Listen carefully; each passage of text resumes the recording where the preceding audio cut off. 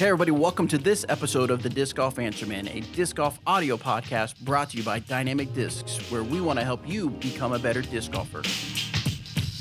We are back with another week of Disc Golf Audio Podcast. I am Bobby Cool, Daddy Slick Brace. I have with me Robert McCall and guest star. Oh, man. Star of the show. I feel important. I want to be a guest star. Oh, you're the co-host. Do I get a trailer? Nice.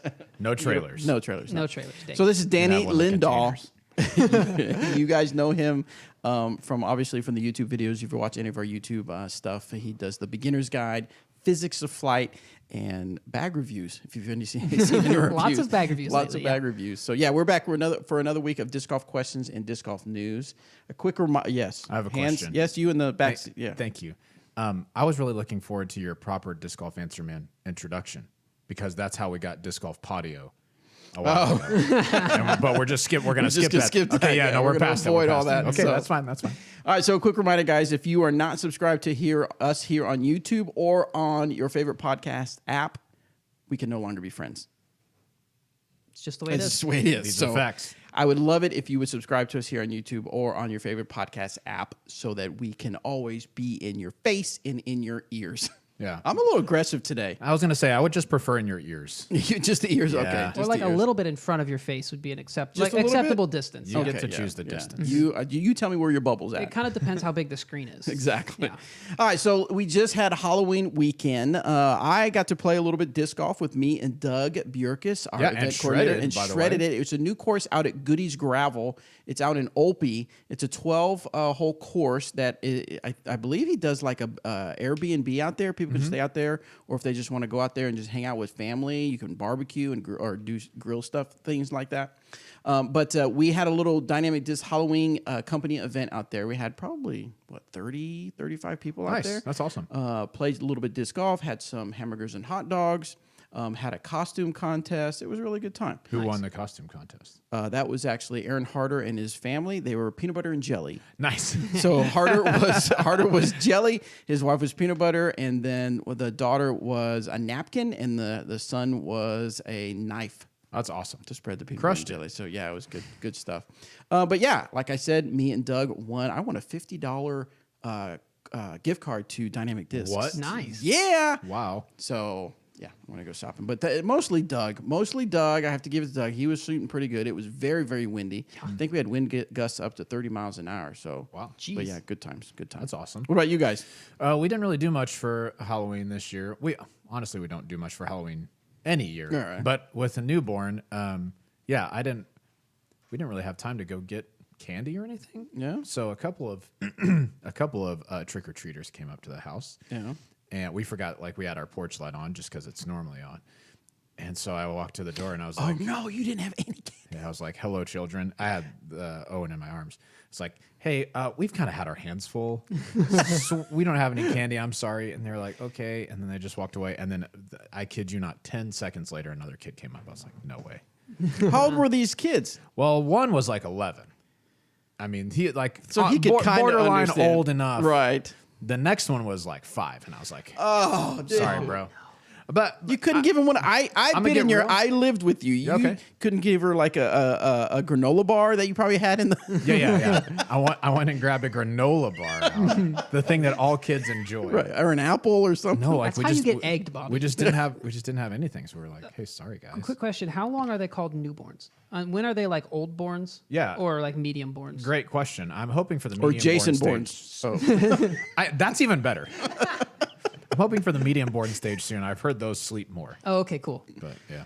Cool. So All right. that's what we did on Halloween. Nice. What about you, Danny? Danny went trick or treating. He told me. Yeah, I was there. I was the 11. He was one of the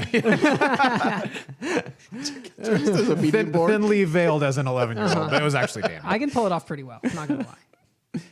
But what so did that you was do? really No. okay. I just went up, hung out in Manhattan for a little bit. It was a good time. Nice. Very cool. All right, so it was decent weather. This whole week in Emporia is going to be decent weather. So hopefully we can get out and do some filming and make some new content for you guys. All right, what do you guys say we get to the questions? Yeah, let's. As always, go to discgolfanswerman.com. Submit your disc golf questions. We'll try to get them on the air here. The first one comes from Robert. What's up? You Looking can for a just little ask advice? us, Robert. Thought I might submit a question this week. Yeah, good. So you can answer. So you can make yourself look smart. Yeah. That's a great debate strategy. Right. Do I want something better for this class? Yes. Yes. Of course I do. See? Look how smart I look. All right. running for class president. This Robert says, help. My putter and mid-range forehand are terrible. Yeah, so it was me. Perfect. How do I make them not wibble wobble? I believe it's pronounced Weeble Wobble. He wrote Wibble Wobble, but that, okay. that was incorrect. But they I won't see. fall down. Weeble Wobble. Yeah, so putters and mid-ranges on forehand are kind of difficult to control because they spin a little bit slower and they don't mask that kind of torque that makes discs Weeble Wobble, that off-axis torque. So the best thing that you can do is start at as slow a speed as you can and just learn to control the disc with just flicking your wrist. Just keep your hand flapping like a flag in the wind, not turning over toward the ground, not starting with your palm to the sky, but just as straight side to side as possible. I like to do that with a disc like the Beetle or the Bite or something like that. Yeah, or even an Ultimate Frisbee is fine. It's quite a bit taller than a disc golf disc, but you'll understand after you do that for a little while. And once you can throw that 50 feet without it wobbling, put a little bit more power behind it, work your arm into it a little bit more. So I would start slow and start with more of a neutral disc just to start off with. Eventually, you're probably going to want to lean on an overstable-ish putter because they'll help you with some of that wobble. But that's what I would do to start off with. I don't know. What would you say? One thing I always look for is a flat top disc. True. This happens regardless of speed for me. If it's a really domey disc, I just can't get a clean release on forehands. So that's definitely something to look for. And then another thing is, actually, this was in the Forehand Upshots quick tips that I did, I believe, 2 weeks ago. So go check that out on the Disc Golf Answer Man clips or Disc Golf audio clips. I don't know, the clips channel that we have here. Dynamic disc clips. Dynamic discs clips. Okay. Yeah, check that out there. That talks about how to throw forehand upshots with some slower discs. And one thing that you might not have realized is you actually kind of want to throw slower discs a little bit more nose up because they don't have as much stability just from their speed. It helps a little bit to just pop them a little bit nose up so they kind of float a little bit more, and that will help them just be a little bit more forgiving. Yeah, instead of burning over toward the Anheuser side. Yeah, I dig that. Little history here. The Weebles were introduced in the 1970s. What about the Weeble Wobbles? Well, the phrase Weeble Wobble was shortly coined by Mitchell Reed, the marketing director at the time. Oh, wow. Yes. It was old Mitch. actually, and according to Time Magazine, it is 61 out of 100 of all-time greatest toys. Nice. Let me just throw it back a little on the disc golf history side. I came up here in 2015, I believe it was 2015, to commentate when we did our own live coverage of the Glass Blown Open. Okay. And we did a nightly review of the coverage. We were doing some highlights, and we said something. Dixon Jowers and I were doing it, and one of us said something about a disc Weeble Wobble, like from the basket out of bounds. Yeah. And there was a guy on the comments that took great exception to the term Weeble Wobble. He's like, this isn't like, that doesn't sound professional. You need to use more industry specific terms. I was like, you describe exactly what happened. That disc stood up and Weeble Wobble. Try to tell me it did anything but Weeble Wobble right there. So we spent the rest of the coverage saying Weeble Wobble. Good. Very much. I wonder if he's a listener of ours. Probably so. I think he was a fan then. Yeah, Yeah. and a fan forever. Yeah, we got him for life. Next one is from Jason. Hey, the Gam fam, I love the podcast and look forward to listening to it every week. My question is about grip during heavy rain. This past weekend, I played in a local C tier just as the remnants of Delta moved through during the first round. During the hardest rain, I couldn't keep my disc from slipping out with a early release. I'm predominantly a forehand player. Birdie bags, towels, umbrella, but nothing helped me get a grip. I didn't have the same issue with my backhand, but my average backhand drive is around 300 feet, with 330 being absolute max. My average forehand drive is 370, with 410 being my max. And during the heavy rain, I was playing through 7 of the longest holes on the course, so the distance was crucial for any chance at birdie. Once the rain slowed, the second round, I was able to use towels and birdie bags, and I shot 9 strokes better and had no issue with my forehand grip. What could help me get a grip during heavy rainfall, especially for a forehand? Thanks, and keep it real. Well, your first mistake is Next playing in episode will conclude with his entire tournament. No, I'm playing. Go ahead. Your first mistake is playing in the rain. Just Yes. stay home. It's fine. People will judge you, but that's just the way it is. Robert, what do you, no, I'm kidding. I was going to say, do we need time for real tips? Go ahead. I'm very much a fair weather disc golfer. But when I have had to play in the rain, the biggest mental note is to just power down. The tee pads are going to be slick, so you're not going to be able to get as much power from your lower body. And yeah, grip is going to be an issue. So as hard as you can try to dry off your disc, there's still going to be a little bit of moisture there. So throwing at like 75%, maybe even all the way down to 60%. And sometimes you have to throw a faster or flippier disc to try and get the same shot at that power level. Regardless, powering down lets you throw with a little bit more touch and not have to power it up as much. Yep. That's super helpful. I like that. On the practical side of playing in the rain, some things that I like to do is I will take Ziploc bags and smaller microfiber towels. Like you can go get a pack at Walmart for, I don't know, of 10 towels for like $3 or $4. So I'll get if I know it's going to pour, I'll get a couple of those for the day, and put 3 of them in one Ziploc bag, and then stick those 6. I do it for 18 towels. Stick those 6 Ziploc bags in my bag. Sometimes that means I have to take out some extra discs, but it's worth it to have a dry towel and a dry disc every single time. So that's one of the things that I do. Towels in Ziploc bags. Another thing is with my umbrella, I'll clip like a bigger golf towel underneath the umbrella. So instead of being on the side of my bag where it might get wet, I have one that I always know, hey, this is going to be at least moderately dry. And then the last one for me is I'll keep my if I have a birdie bag or a whale sack or one of Grandma's dirt bags for grip. Nice. I keep that in my pocket. So I wear like a hoodie or a rain jacket with pockets here. Keep that in my pocket inside the bag that it's in. So it's less likely to get wet from being pulled in and out of the bag. I just keep it in my pocket, and I keep an extra towel in there also. I don't like playing in the rain, but I feel like I do all right at it just because I come way over prepared for the round. Because I'll use a towel from one of those bags, and if it's even just a little bit wet, like it won't dry my disc as much as I want it to, it's gone. It's back. It's back in the bag, not in the Ziploc bag, because that's fine. Just back in the disc golf bag, and I just pull out a new towel. Yeah. And I've got 18, so I should be good to go for at least 18 tee shots. Nice. Something I also thought of is the plastic of your discs is gonna yeah. help affect that a little bit. A lot of people will carry, if they play in the rain a lot or in the snow, a prime version of their driver, just because the prime plastic is a little bit more porous.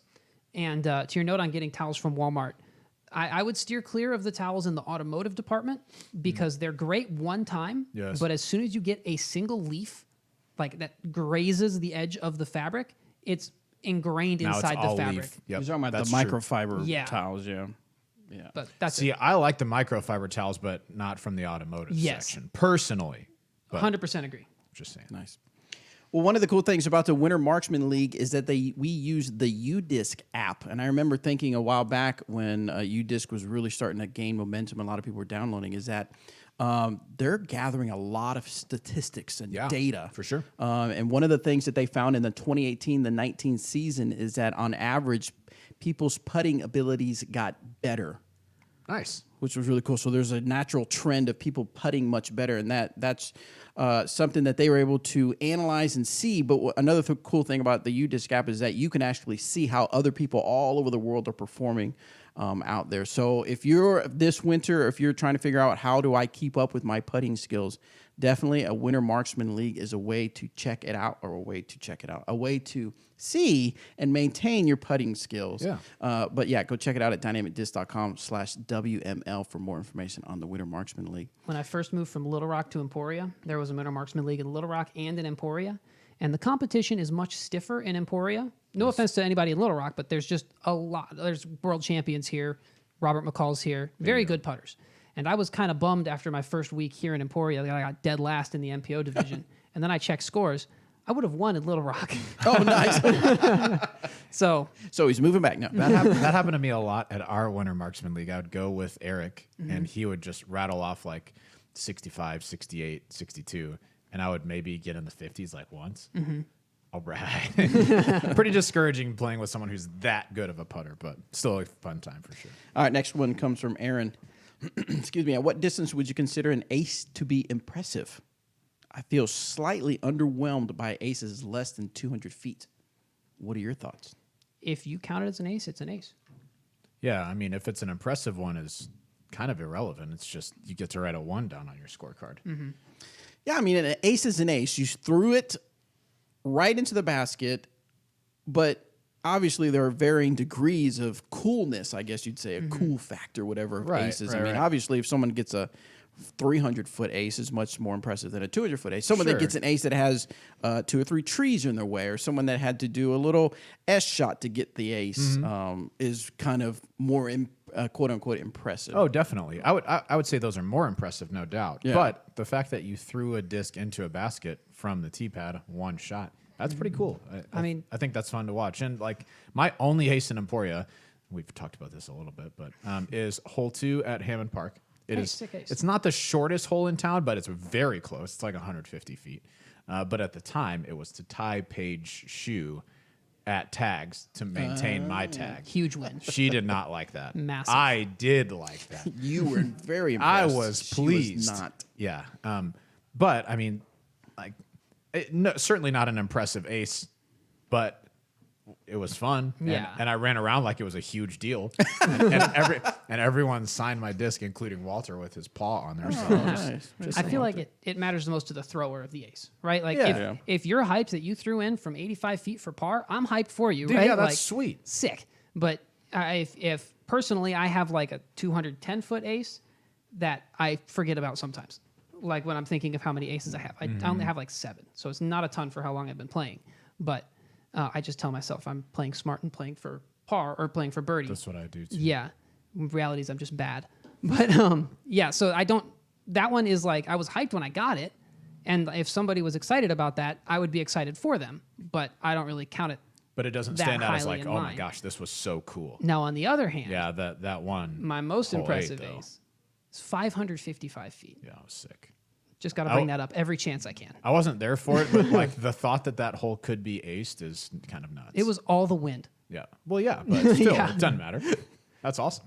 Are we talking about cheesecake? Did you know that I made a 550? No. Okay, so let's We better stop talking so I can still get out the door without my head getting let's too big. see. Let's here's the scenario. We have let's say 250 foot hole. Okay, great. Nothing in the way. Great. Pretty much a straight shot. Yeah, sure. Wind's not that much of a big deal. Right. Which is a more impressive ace? Someone who shoots a straight line to it, or someone that brings in hyzer and then it skips ace? I think Are you more impressed with the skip ace? No, the straight shot looks better. Yeah. Like on camera and in person, it looks cooler. But the person who's more likely to get a birdie out of it is the person who skipped it. Because the disc is already like by the time a disc skips, it's slowing down. Right. If a disc was, especially at 250 feet or even farther, if the disc was chain high as it passed the basket, there's a decent chance it's quite a ways past, so they might not get a birdie. So the person who got the skip ace, more likely to get the birdie if they miss. I'd say it's a higher percentage play. I'm more impressed with the straight shot, Right. But I don't like.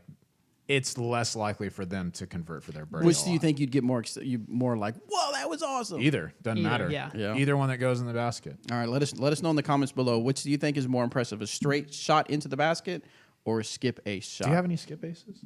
Yeah, for a while my only aces were skip aces. Nice. My first ace I didn't even hear go in the basket.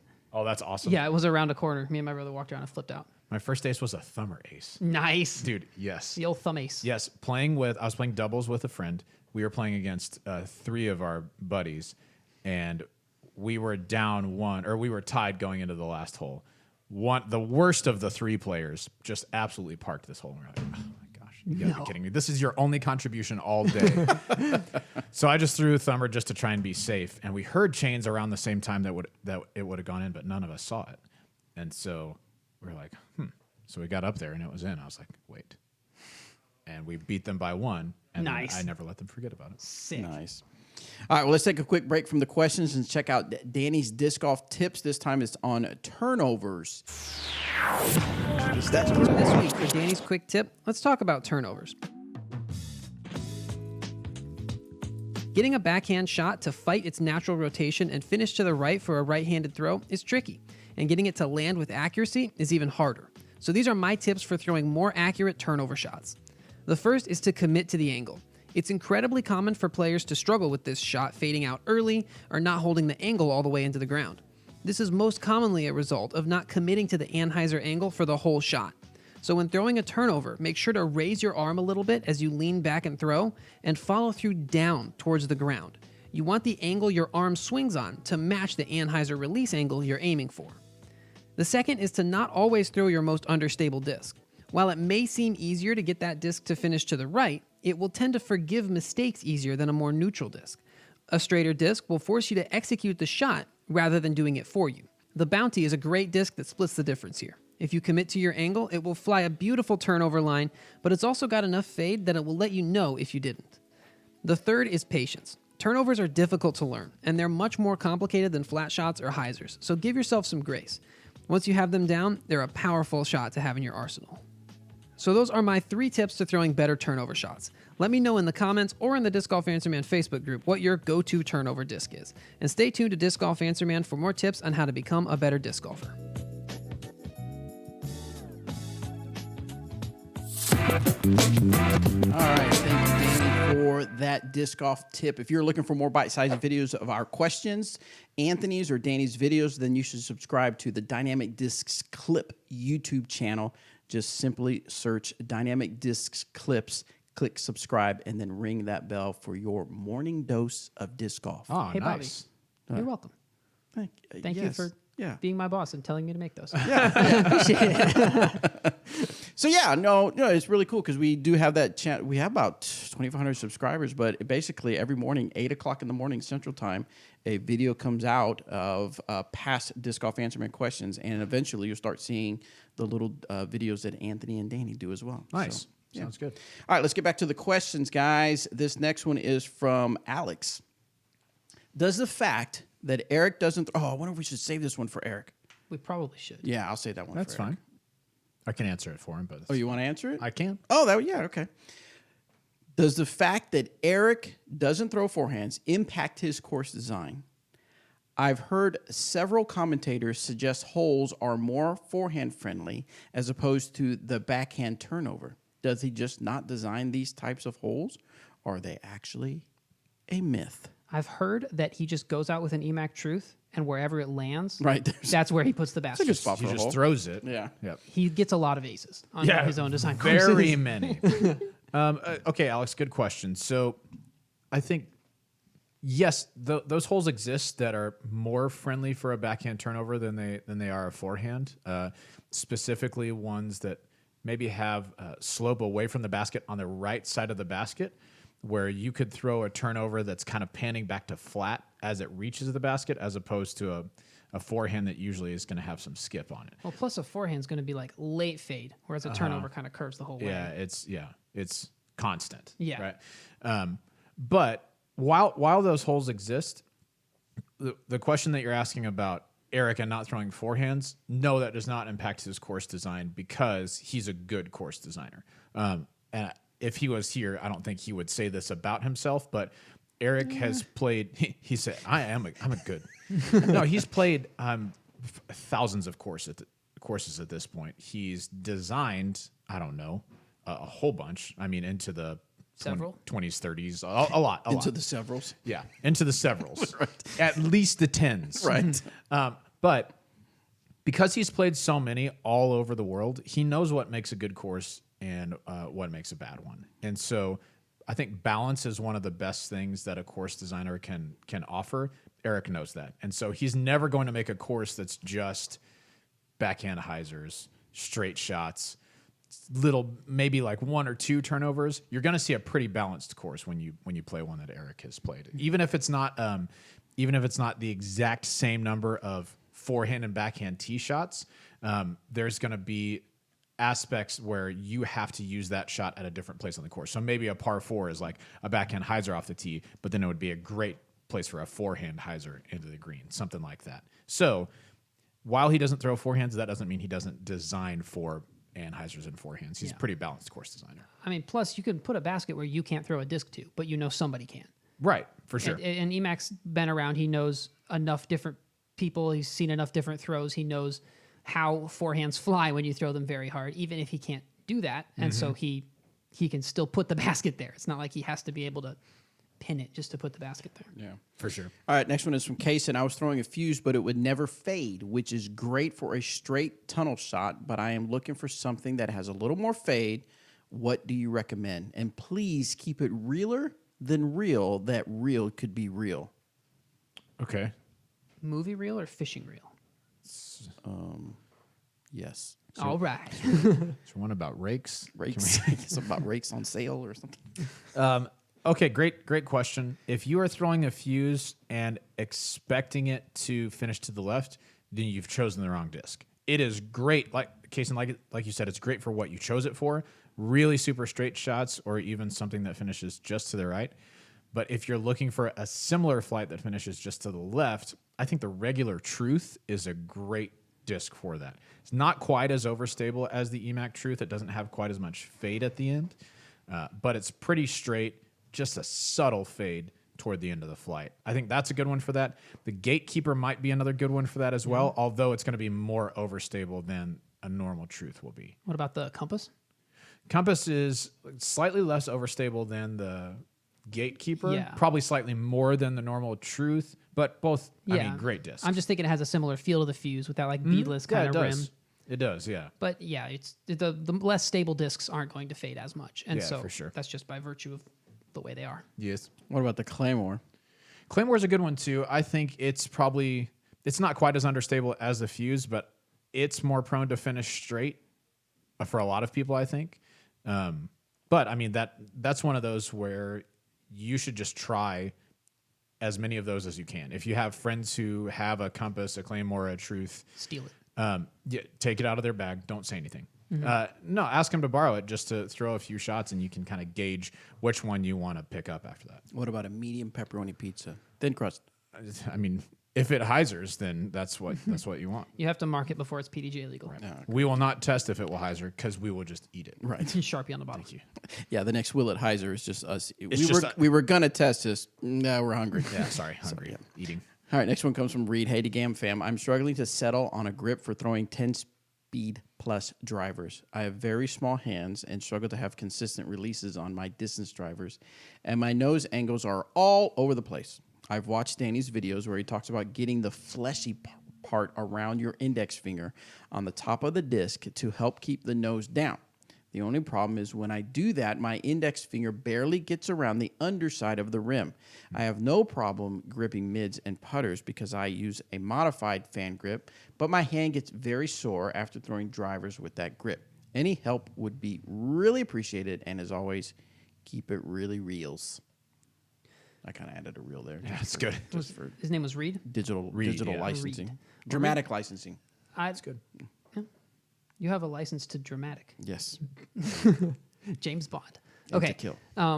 So what he's talking about, if you don't know, is when I teach a grip, I teach a power grip, I teach that you have to have your grip nose down along with the rest of your throw. If you're throwing a normal flat shot, but your grip has the disc tilted backwards, that can be a cause of a nose up throw. And so I teach to try and put the disc underneath this fleshy part of your pointer finger. It's right at the base, kind of where it turns from palm into pointer finger. There's like a little bump there just for the audio listeners. And you want to have that on top of the disc. And then the other side of the disc is roughly in the middle of your palm, and that helps you set the disc at a nose down angle.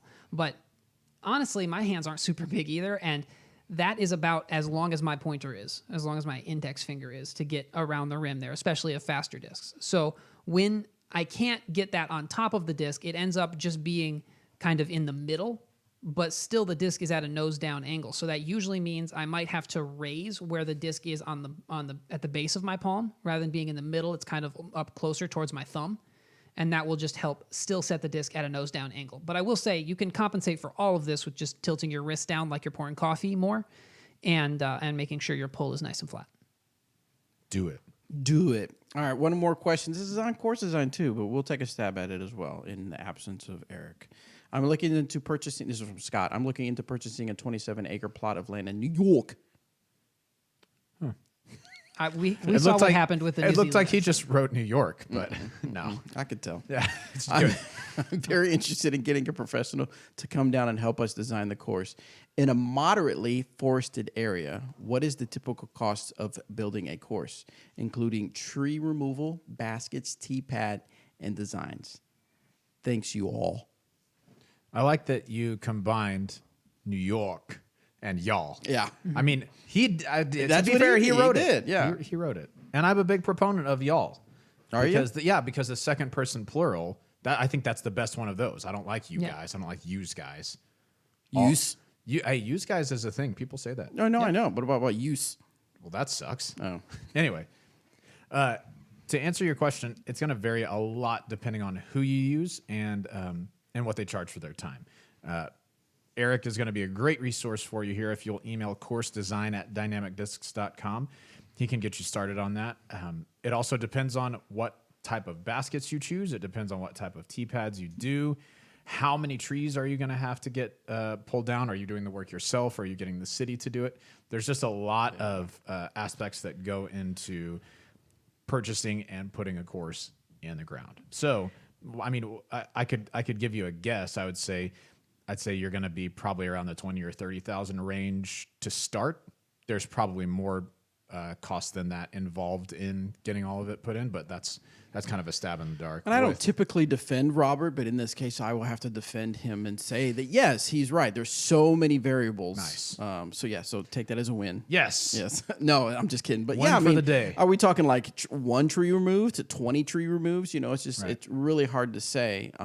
But definitely, I know it sounds like a commercial, but the thing is that, yeah, reach out to Eric. He's very open to discussing things like that to help you figure out how can you figure out how to get a course out there in your area. So don't hesitate to email him. I mean, if you're thinking about putting a course in and the cost is like an issue, there are other things that you can do. You can try and get the disc golf club to help out with like work days as far as clearing trees and stuff like that.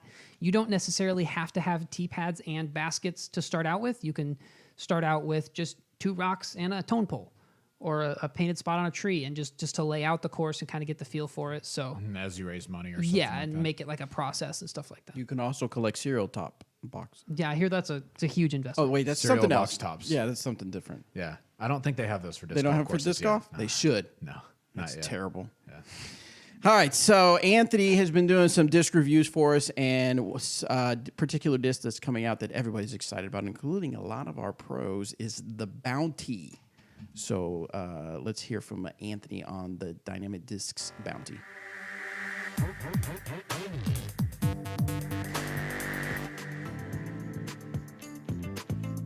Last week, we talked about the Vandal, a disc that I said reminded me a lot of the Maverick.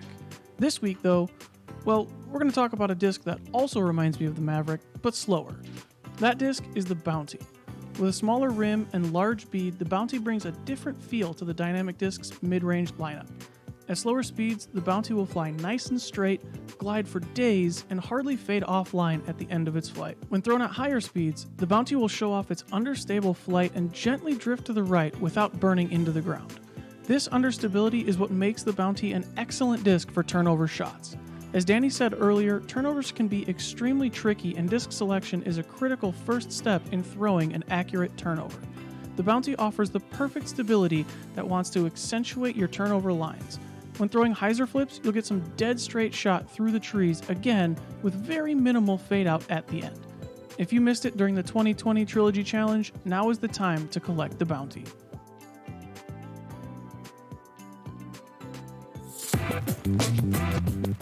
So exciting news for you guys that have been playing the Trilogy Challenge and you've been wanting these 3 discs. They are going to be available this November 5th at 11 a.m. Central at dynamicdiscs.com or your favorite retailer. But that's going to be the Dynamic Discs Bounty, the Latitude 64 SPZ3, and the Westside Discs BT Hybrid crown. So the harvest is bountiful this year. Yes, it is. Perfect time of year. So the bountiful. Now you made me say the bountiful. The bounty is going to be available also in the stock stamp Lucid again November 5th at 11 a.m. Central. So make sure you're ready for that release because the bounty is definitely something that a lot of people are excited about. The stock stamp Lucids are a little bit domier than the Trilogy Challenge Lucids. Yeah, Just a touch. just a touch. Feel good. Just a her. All right, so some interesting news is happening in disc golf. So we want to know, hey, you seen this? Hey, you seen this? So, Hey. I made it, and I laugh at it every time It is at once my favorite and least favorite transition. I think everything I do is your favorite and least favorite. No, some of it's just my least favorite. Oh, just But this one. okay. All right. So this past week, today's Monday. We're recording.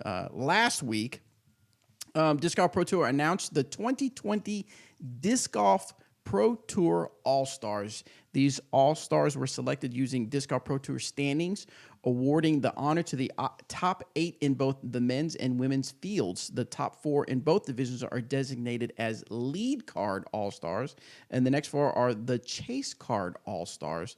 The process of awarding All-Stars may evolve in the future. So on the men's side, we have Eagle McMahon, Garrett Gurthie, Chris Dickerson, who I'll just mention still won't beat me at pickleball.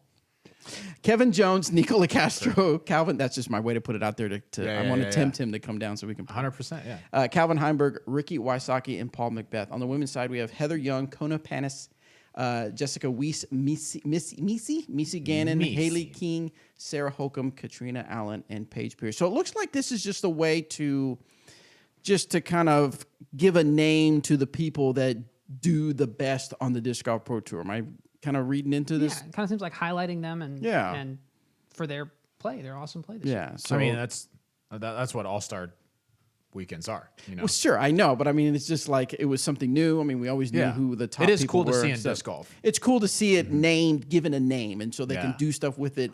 Which they are, which is they also announced the first All-Star Weekend, which is basically a match play championship going to be held in mid-January in the greater Orlando area in Central Florida. Now, this is something that I thought was crazy. Not crazy, but good, is that the lodging and travel will be provided for those players. That's cool. At these events. So I thought that was really cool. So I thought it'd be kind of interesting to talk through how do we think this will go down as far as the match play? Because match play, we've talked about this a couple episodes where this would be really cool to see the top players play in a match play event because sometimes match play can go the way you didn't think it was going to go. Mm-hmm. So I didn't know if we wanted to break down how we think the players. So let's do the women's chase card. Heather Young, Kona, Jessica, and Missy. Who are we thinking could take this down? Okay, so hold on. Oh, yes, what? I don't know exactly how they're going to seed it. Oh, I thought that's how they were doing it. I know that they have them on separate cards, but it would not make sense for them to say like... Oh, that's fair. You know what I'm saying? I thought Like, that's what they were telling us, is that's who's going to be playing against each other. Is the All-Star Weekend different than the match play? Or is it the same? Yeah, I don't know the answer to that. It would make the most sense to take the first seeded person and put them against the 8th seeded person. Okay. So they did not. That's true. It does say stay tuned for many more exciting details. So maybe it'll be the match. So what it would probably be is I think Paige Pierce was the first seeded Disc Golf Pro Tour points winner. Right. So she would face Heather Young. So then Katrina would face Kona. Sarah would face Jessica, and Haley would face Missy. Got you. Okay, that makes a lot more sense. Yes. No. I can chime in from the booth Please. here. Yes, please. According to the most recent thing that they've put out that I have seen, it is the top 4. So 1, 2, 3, 4 are playing together. It's Paige, Katrina, Sarah, and Haley are all on. That one doesn't card. make any sense from match play though. Yeah. If that's changed, it's possible. But it was the same thing with MPO. They have Paul, Calvin, Ricky, and Eagle also listed as playing together. See, I'm looks looking like at the the match website, play and is that's what I see. That they That's post so something strange on the, though. Like if it's a match play thing, it would need to be like it needs to be seeded. What if you it's wouldn't not match put play? No, it is match play. part Is of it there is not match like play. another match play event? like there's the All-Stars, and then there's also because it says they also announced the All-Star Weekend Match Play Championship. Yeah, So the weekend will feature a match play championship that the All-Stars will compete in. Let's just say this. I'm very interested to see how this plays out as far as match play goes. I would think if I was going to pick on the women's side, not like irrelevant of cards, it really depends on what the course is like in Florida. But if it's like a lot of Florida courses, which are a little bit more open, kind of wind dependent, I mean, it's hard to bet against Paige there. Yeah. She just has the distance and power to be able to throw mids on holes where other ladies are throwing fairway drivers. Yeah, Anthony, what'd you have? Danny might be right. Okay. Reading through their press release, it kind of could be interpreted either way. Okay. It could be interpreted that there is an all-star thing and a match play thing. See, I think there's some like skills things and then a match play thing. Yeah. But anyway, So I can see the confusion. all that to say, hard to bet against Paige. It kind of depends on what she does over the next few months. You know, if she trains during the off season or takes a trip or something like that. Although she does that often and then still shows up and wins. Shreds, because she crushes. But I mean, honestly, I don't think Haley winning the Pro Tour Championship was a fluke. She is a fantastic disc golfer with a ton of potential and upside. Yeah, don't be surprised if she knocks some people out. Yeah. I think match play, the emphasis of mental game is even more important. Like in stroke play, yes, but if you're just ridiculously good, but you choke a lot, if you just win by a lot, you're okay. But in match play, every stroke feels like it has a lot more weight to it, right? Because I don't know, that's just the way it seems for me. And so, I mean, I agree with you. I just think that that's something to think about as we're kind of waiting. Is this going to be a little less serious than other big events? You think they're going to be more? Is it going to be serious? Does that make sense? I mean, I think they're going to treat it pretty seriously. It sounds like there's money on the line and stuff's being taken care of for them. Like, I would hope they would show up and not just kind of fart around. Well, I didn't know. I'm serious, as in like this is more for show or exhibition. It is definitely more for show, right? There aren't national tour points associated with it, but I'm sure there's money associated with it. Yeah. But then on the women's side, one last person to mention. I mean, Katrina Allen she was one layup away from winning the Pro Tour Championship, and it seems like that while she's had kind of those short putting woes, she putted actually pretty well this year. And I think if in the moment she knew that laying up would have won her the championship, she'd have just done that and been fine. So I think she's honestly got as good a shot as anybody else in there. She's an incredible thrower of the disc. Katrina is such a good thrower. If once her putting catches up, I mean, she's really going to contend even more than she already wins a lot. She's going to contend even more. So this is going to sound like a mean question, but it is not a mean question whatsoever. Okay. But I want to get your thoughts on this. So Katrina Allen, we all know, is a great player, and then I know this year was kind of weird because of the pandemic and stuff like that. Sure. But how many years? How long do we hear from a player, a top tier player, if I could just get my putting down, if I could just get this down, Right. until we say You're not going to get it down? right? Sure. I would say that's a good question if you're talking about somebody who has like a complacent attitude. Yeah. I don't think Katrina has that. Right. She works hard all the time to improve. I mean, she's one of the fittest people on tour, like physical fitness. Yeah. She's in great shape so that she doesn't have to worry about tiring out or anything like that. I think this is something that she's going to take that experience from the Pro Tour Championship and improve upon that. And I mean, like I said, her putting already got a lot better this year than it has been in years past. So while there are a lot of disc golfers who have one thing that they really struggle with, it's kind of like their bugaboo. Right. That's Katrina's, Right. especially short putts. Not so much longer putts, not like 28 footers, like 15 to 20 footers. I think she's going to improve on. Yeah.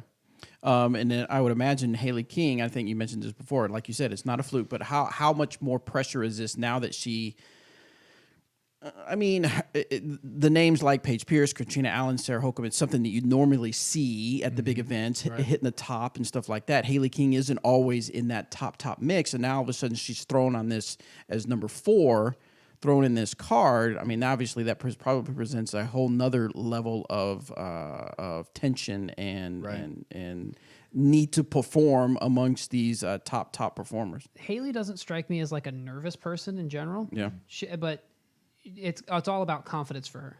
I think if she's playing confidently, if she takes this win from the Pro Tour Championships and she's like, all right, I'm here, I've arrived, I can hang, I'm going to challenge. I think she definitely can.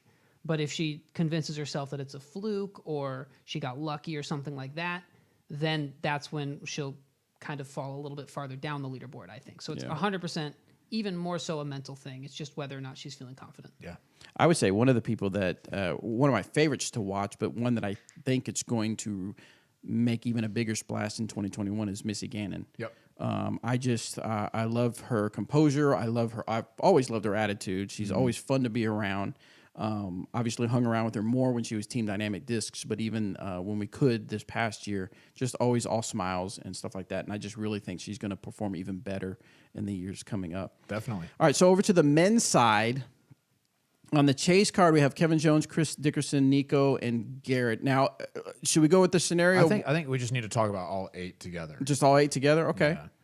Yeah, so I will say probably my sleeper of this group will be Garrett Gerthy. And I mean, it's funny to call Double G a sleeper because like he's one of the longest throwers in the game.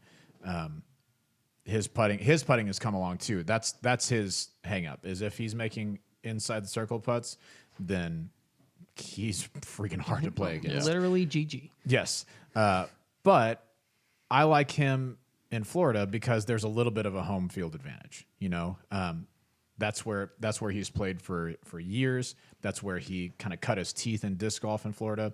I like Double G as a dark horse out there. Now, in that same breath, guess who else lives in Florida? Calvin Heimberg. Yeah. And he's been doing pretty good. He can hang. Yeah. So the thing that I love about this group here is you could make a legitimate argument for any of these people, and that wouldn't have been the case the last few years. You know, maybe a couple of years ago, if you'd have said anybody other than Paul, Ricky, or maybe Eagle, everyone would have been like, okay. Yeah. You know, but I mean, Dickerson just won USDGC. You cannot count him out. He was within one throw of winning the Pro Tour Championship. Kevin Jones came away with 3 Pro Tour wins this year, or just 2?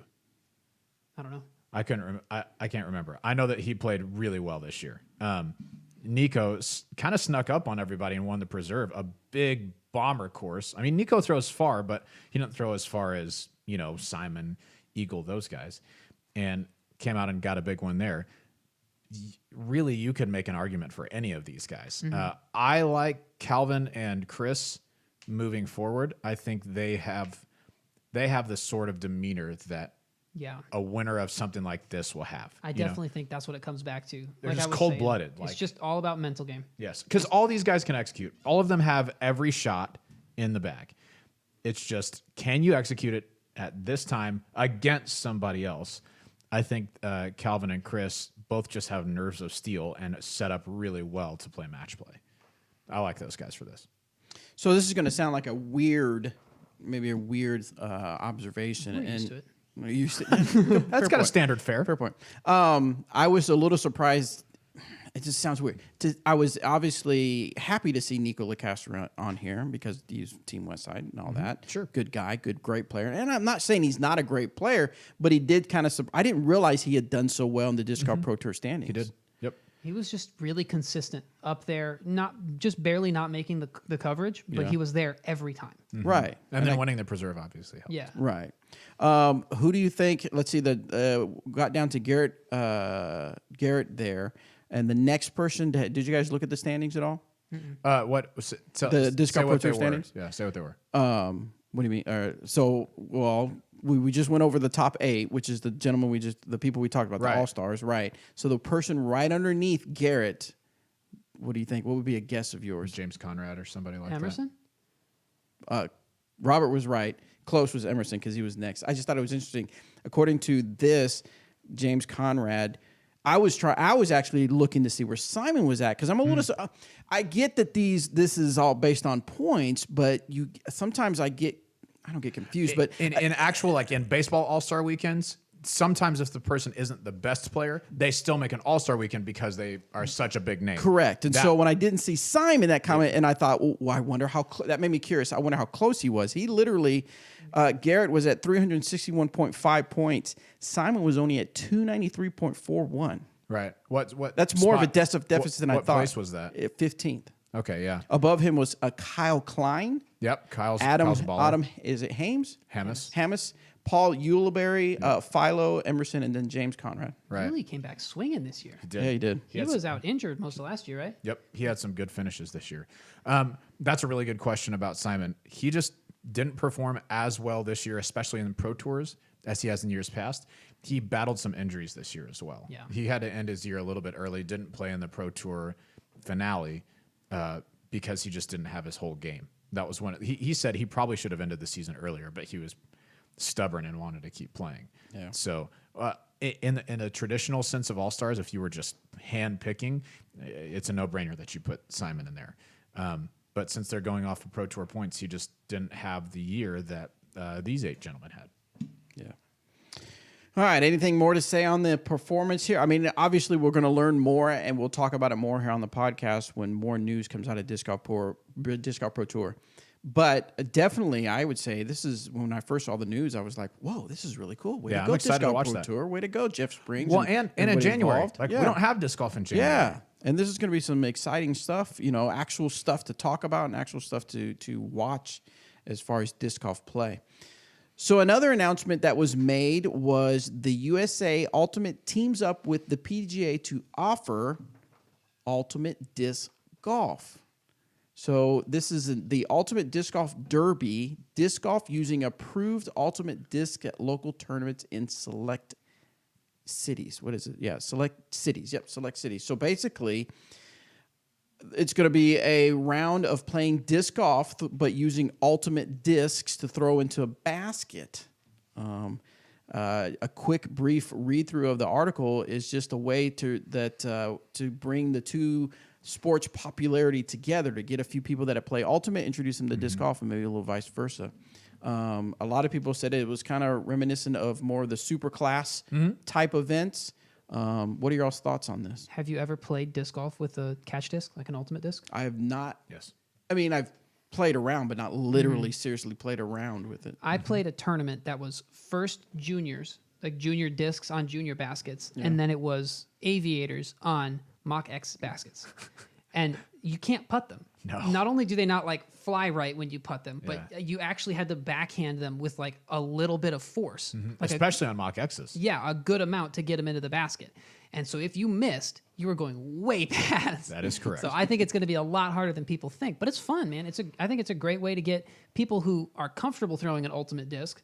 And I mean, I think ultimate season's kind of coming to a close. That's mostly a summer thing, isn't it? Mm-hmm. Yeah. so. I mean, they have their discs. Usually ultimate players have several. They're just, okay, let's go play some disc golf. I'm excited for it. I think this is something cool that we've always had to kind of say when people find out that I work in disc golf, they'd be like, "Oh man, that seems like a lot of running." And I'll be like, "You're thinking of ultimate." Yeah. You know? Yeah. If you're not familiar. I like that this kind of fuses our worlds together a little bit. I mean, we're both niche disc sports. I like to see us working together. I'm excited to see who shows up to compete in these. I think, obviously everyone will think that Brody Smith should show up and probably play in these. Yeah. And I think he'll have a big leg up on the competition because where, Paul Macbeth has been an expert at throwing a disc for years, that's what Brody Smith has been doing, but with an ultimate Frisbee. Right. Even getting so accurate as to do, trick shot videos where he pulls off some kind of insane stuff. Yeah. From a company side, one of the things that I'm excited about for this, and I don't know exactly how the politics of this are going to work with what discs you can use and can't use, but the people that first pick up on the fact that the Aviator, if you're used to disc golf discs, is actually more stable than the Ultra Star and the Nova, I think they're going to be in business. You can send an Aviator on kind of whatever line you want to, and it's pretty straight. It's whereas Ultra Stars, you kind of have to hyzer flip up if you're thinking in disc golf terms. Yeah. So for the people that catch on to that, if they can use aviators, if they're legal to use, look out. They're going to be pretty darn good. Like, I think a significant advantage. Nice. I'm excited for, I heard next year they're doing Ultimate with stilettos. Nice. Yeah, just spike hyzers and broken fingers everywhere. It's going to be a great idea. It's a good idea. That's great. It is not a good idea. That's terrible. Don't do that. All right. Well, specific dates and locations are still being confirmed for the inaugural edition, with local events expected to occur between October 31st and December 6th. Competition is open to all current USA Ultimate and PDJ members, while non-members may purchase a discounted one-time USA Ultimate event membership to enter. There will be a variety of age and gender divisions available in both individual and team classifications. Oh yeah, I saw Team there was classifications. something like That's cool. I'm pretty sure you can be on a team and play a different course. That's cool. I'm pretty sure it's like rating based or something like that. I don't know exactly. I just kind of read through that part of the article, Nice. but I think I read something like that. So events will rely mostly on PDJ rules, with a few exceptions. I wonder if that means can you use a regular disc golf disc as your marker then? Just small enough. Just small enough. you use. Yeah. I don't know the answer to that. That's a good question. So anyway, go to pdj.com to get more information on this, or you can go to for more information on including dates and locations of local events and prizes and all the details. You can go to USA Ultimate website or their social media platform. So kind of interesting to see how that plays out. Yeah. Wonder if anybody will do anything here in Kansas, and maybe we can check it out. All right, so Robert was able to catch up with Latitude 64's Rebecca Cox. She has started a new initiative, would you say? That's good. Diversify Disc Golf. So we wanted to talk to Rebecca a little bit and find out more about it. Let's hear from Rebecca.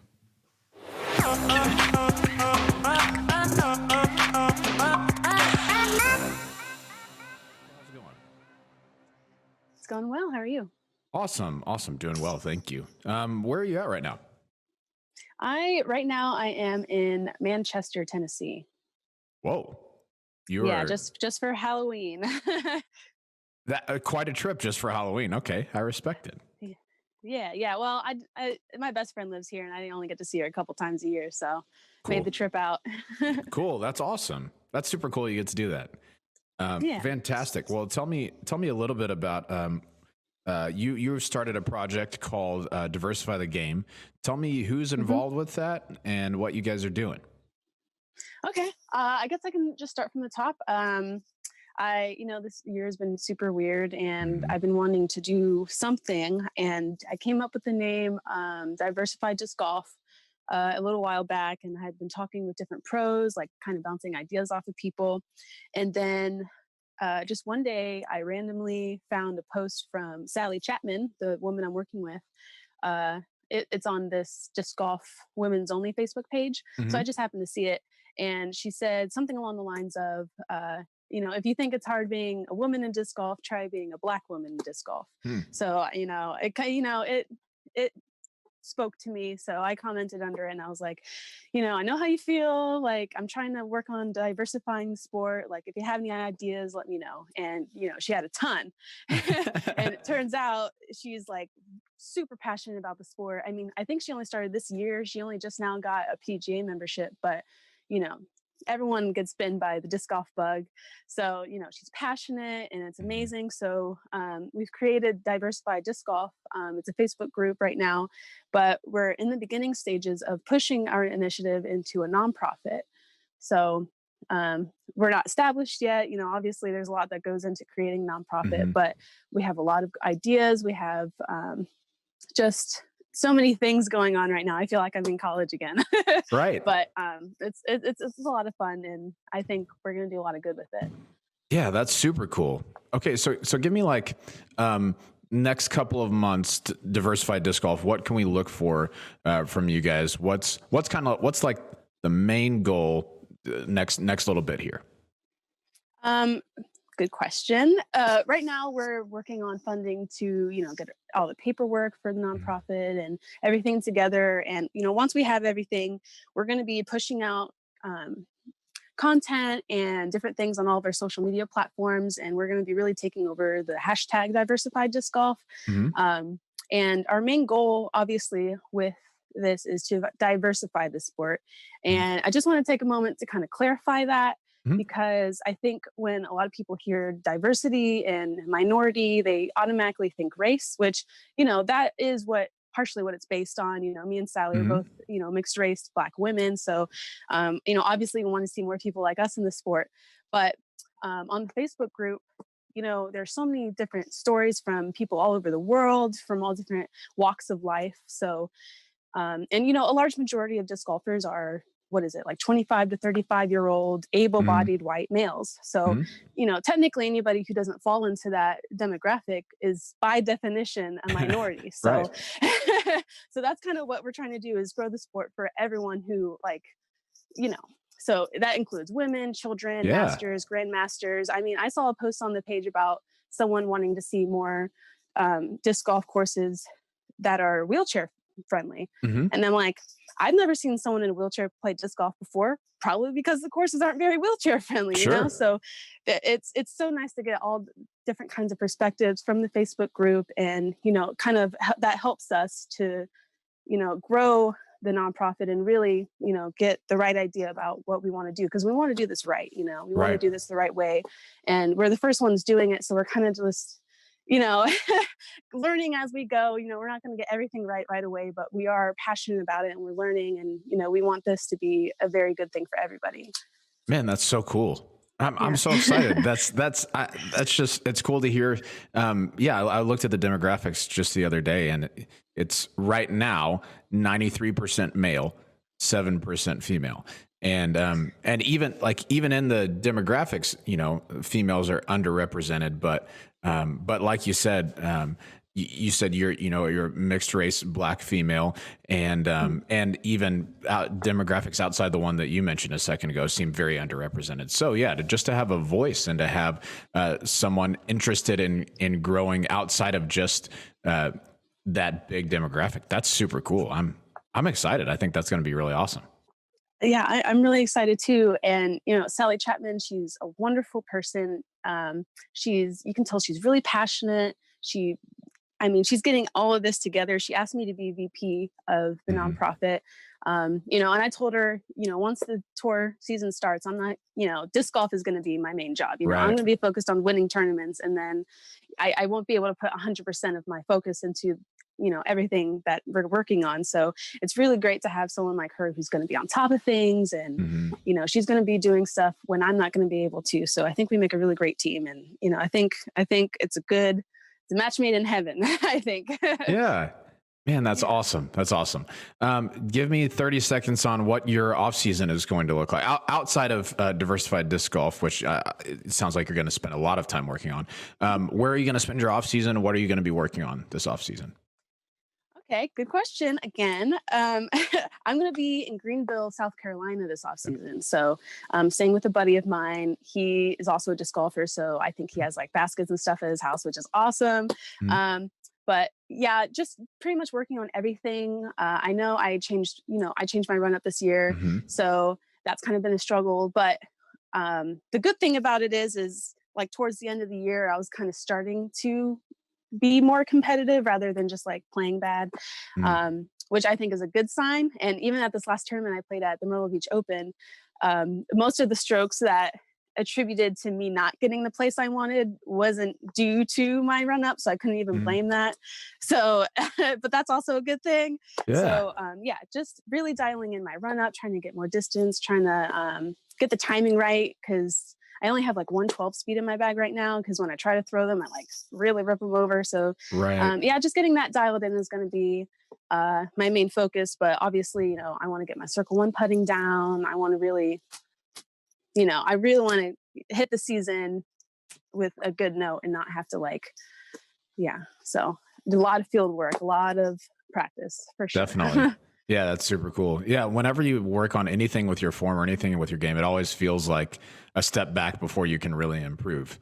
You said with your run up, when you change something that big, it's hard to make that habit until it just is. And then once it is, it's like, oh, look, this is better. Yeah. I can grow with this.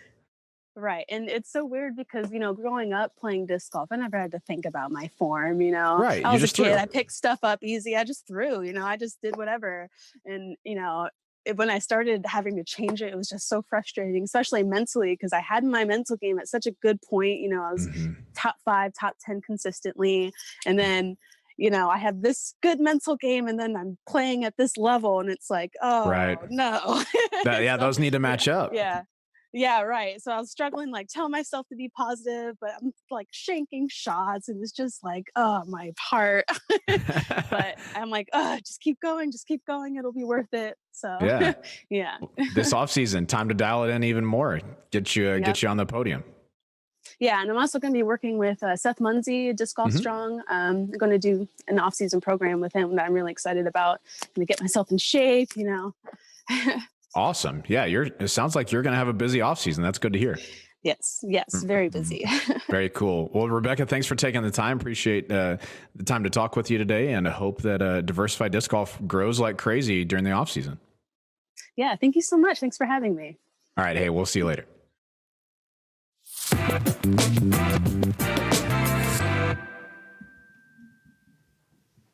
Thanks so much, Rebecca, for taking the time to talk. You guys can check out Diversified Disc Golf right now on Facebook, and you'll be able to find it on other social media outlets as well during the off season.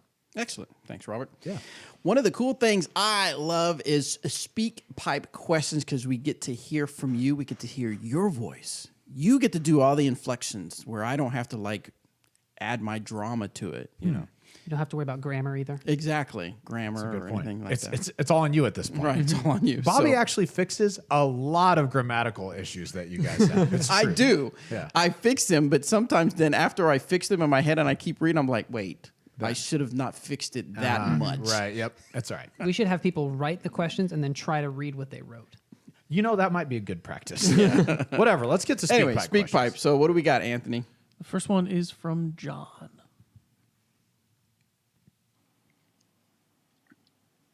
Hi, it's John from Thailand. I brought a suspect fusion plastic from a reputable retailer, and it looks absolutely amazing in its maroon plastic with this sort of gold, highly reflective finish.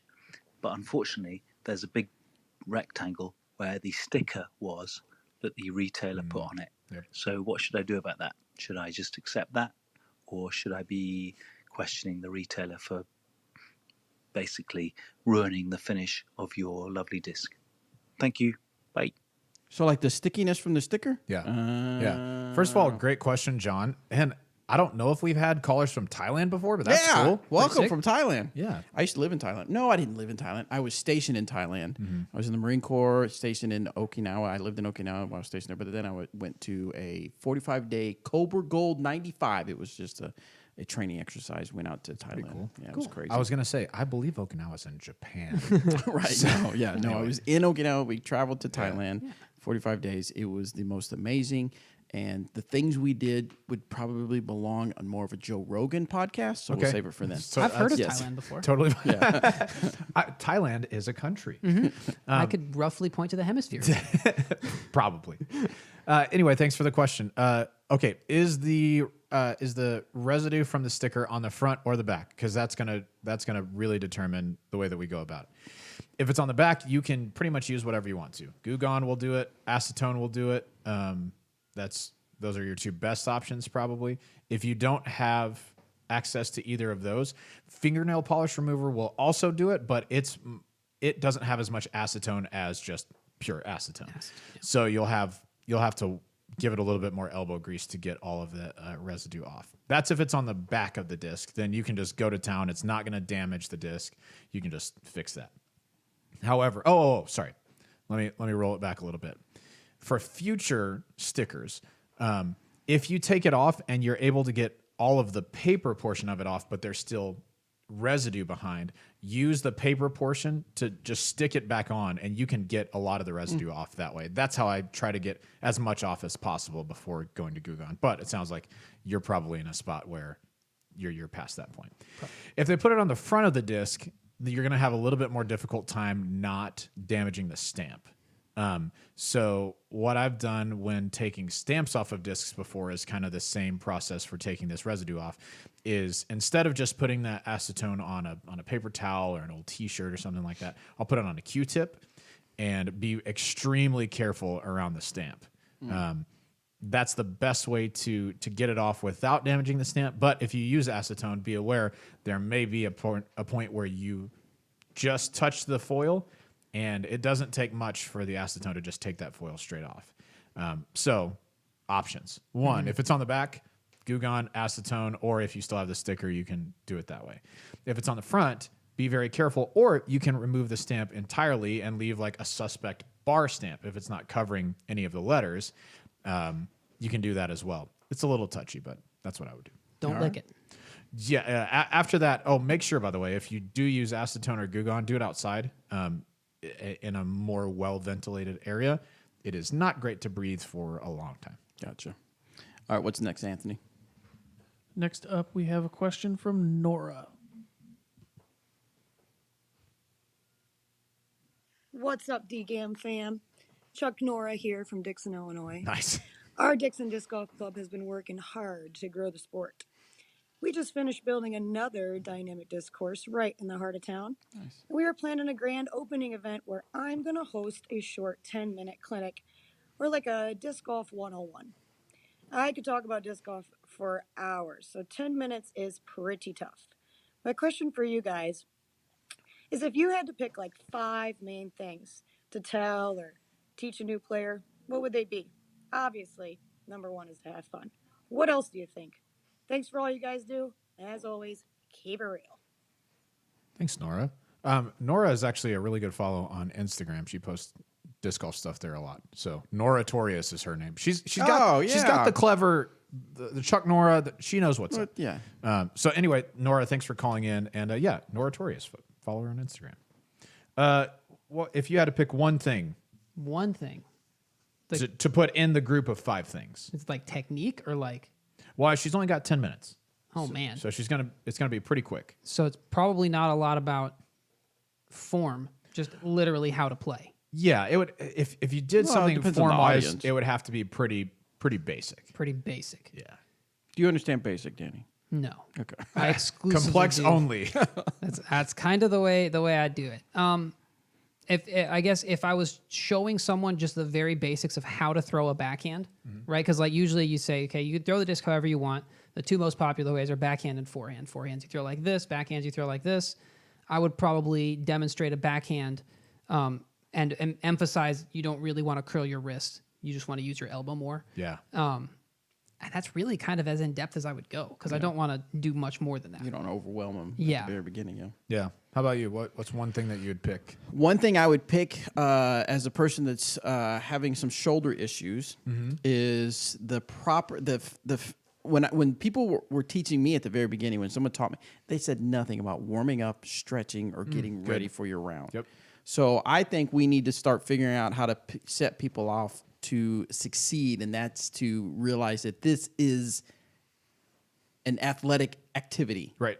Sure, you're out there As much as you're walking between shots, there's Right. still pretty intense movements all at Correct. one time. Right. And if you're like this new beginners that like, oh, I love disc golf, I could throw every day. Yeah, you're going to throw your shoulder out. So you need to figure out how to make sure to take care of yourself. Yeah, 100%. Also, find your good taco spot. These are the rules. It's important. Yes. Yeah, I'm with you on that. Especially the taco part. Right. For between rounds. Yeah. So to kind of go along with what Danny said, I think showing how to throw a backhand, as long as someone sees it and doesn't have to guess, they're going to be able to mimic it at least a little bit, enough to get going. I think with throwing and putting, probably one of the best things that you can do is show them what your grip looks like. A lot of people just grab discs in a way that is not helpful at all. They'll put their index finger kind of like on the outside edge of the rim when they go to throw. When you go to putt, you can do that. I don't like that, but some people are fine with it.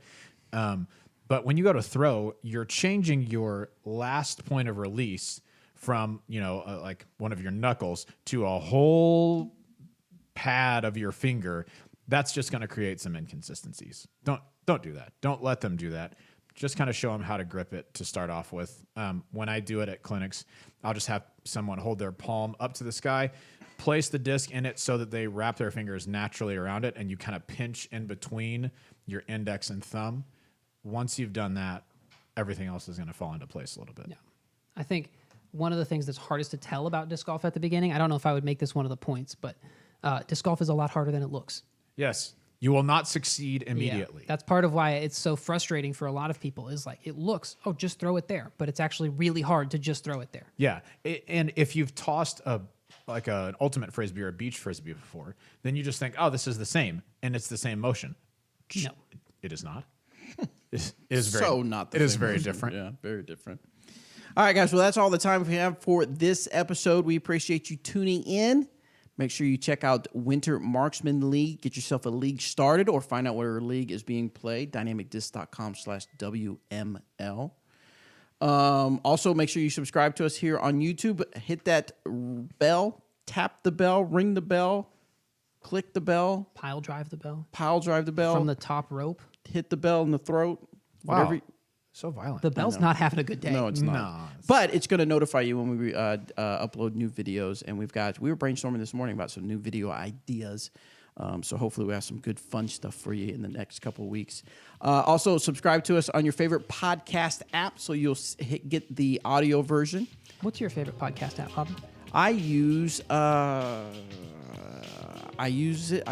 all the time. No, now I use Spotify. Spotify. Okay. Now I just use Spotify. I use Apple Podcasts most of the time. Yeah. I use YouTube.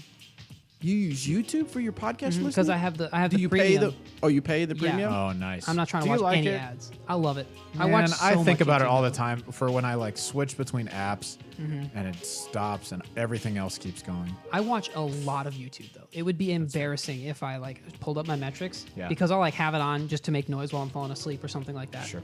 So it's many hours, but yeah, I definitely get my money's worth. I heard that's a myth that people say that they fall asleep better with noise, and that actually that's not the case. Well, if that's I- just something you tell yourself. If I don't have anything else to think about, I exclusively think about monsters. I don't think about monsters. What if you I played thought that was going a much Monsters, different Inc.? way. My mind is hyperactive. So if there's just absolute silence, then I just think about what do I need to do tomorrow? What did I do today? It's really hard for me to wind down. Right, now- unless I have one thing to focus on, even mindlessly. Right. Well, but yes, I get that.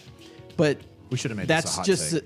that's I don't know if I'm saying this right, but that's just a symptom. In other words, there's something else deeper going on. Oh, sure. That needs to be fixed. Yeah. But you're only band-aiding it. You're only putting on a Band-Aid or using a Oh, Band-Aid sure. by the noise. No one here is Yeah. arguing, but tell It that feels like you are. tell that to myself before I Oh, had a for sure. phone. No, to, I get it. No, No, it's been absolutely. that way since as long as I can Sure. remember. No, I get that. I don't know why I thought of that. I just thought of that. My mind just goes and races. And, yeah. Because my kids, I used to argue with my kids. They used to say, "I gotta have noise." No, you don't. You don't. You need to figure something different out. Anyway, yeah. what were we doing? Oh, we were ending the You're show. just ending the show, but I will say this. I mean, we're always working on something, but next week we kind of got a big announcement for you guys. Yes, we do. And we're not going to say anything else about it, but We can't. But we've got all kinds of. We've got things lined up that it's going to be a big deal, pretty big deal. Will so you make tell sure me that about it as soon as we stop I recording? will tell you about it. Okay, Yeah, fantastic. absolutely. So anyway, guys, thank you for tuning in, and we'll see you on the next show.